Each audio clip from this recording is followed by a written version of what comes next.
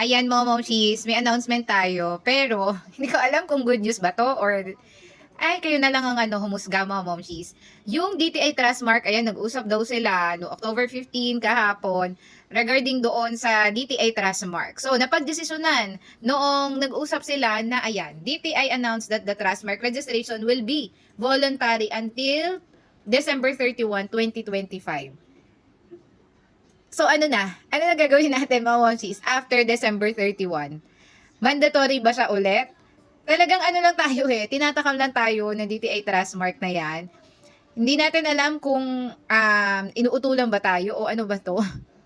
Yung ginagawa sa atin ng DTI Trustmark. So noong una, binigyan lang tayo ng discount. Ayan. At good lang yon for application pero sa renewal, 1,000 na ulit yun. Tapos, ito naman, yung registration voluntary hanggang December 31, 2025. So, paano na after December 31? Yan, mandatory na siya ulit. Ilang araw na lang December na. December 31 na, 2026 na. So, parang niloloko lang ata tayo ng DTI regarding dito. Kayo na mga momshies, ang humusga dyan, mga momshies, kayo na bahala. Kung ano ang masasabi nyo dito sa ating DTI Trustmark.